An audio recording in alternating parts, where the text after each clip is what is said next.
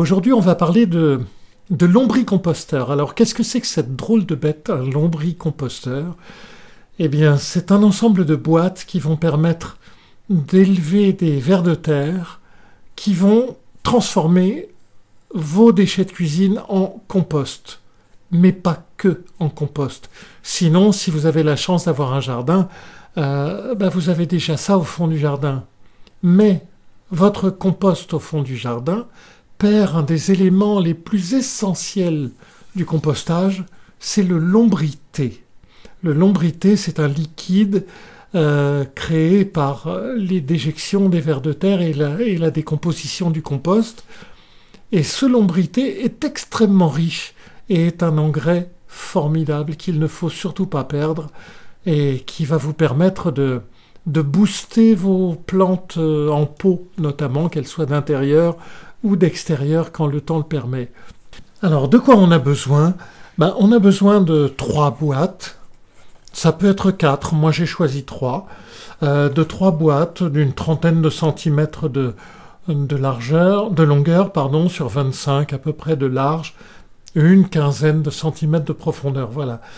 Et puis on aura besoin aussi d'un petit robinet que j'ai trouvé sur un site de vente par correspondance aussi. J'ai besoin aussi donc d'un grillage très fin et puis d'un linge humide genre serpillière.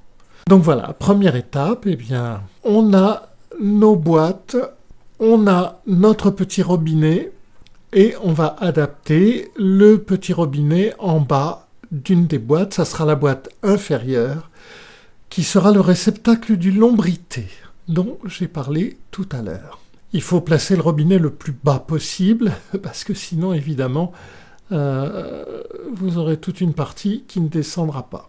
On va percer le premier couvercle. Ce couvercle, il va aller sur le réceptacle du bas et il va servir évidemment à laisser tomber les liquides à l'intérieur. Mais on va le recouvrir d'un grillage très très fin pour que les lombrics ou les ézénias, enfin les vers de terre et les vers de terreau, ne tombent pas, se noyer dans le lombrité.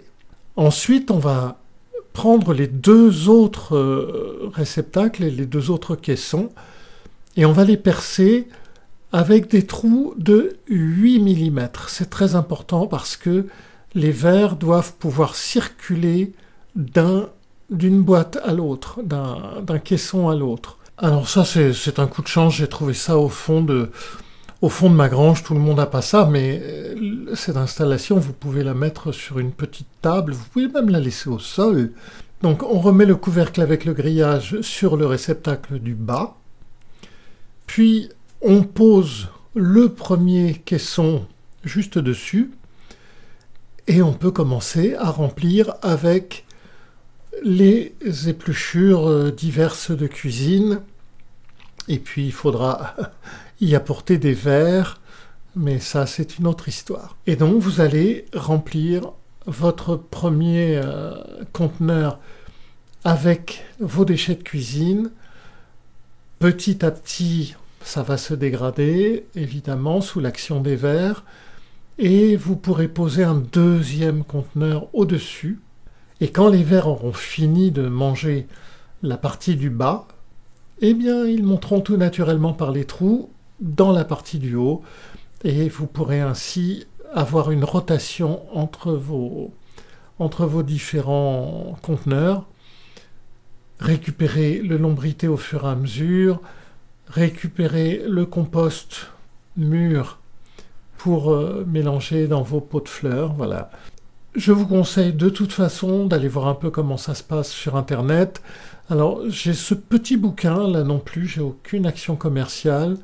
Je l'ai trouvé très intéressant et il m'a aidé à concevoir ce petit lombricomposteur en addition avec les choses que j'ai pu voir sur le net. Voilà, écoutez, je vous souhaite une bonne culture de vers de terre. À bientôt pour un autre DIY de Fabrice le Jardinier.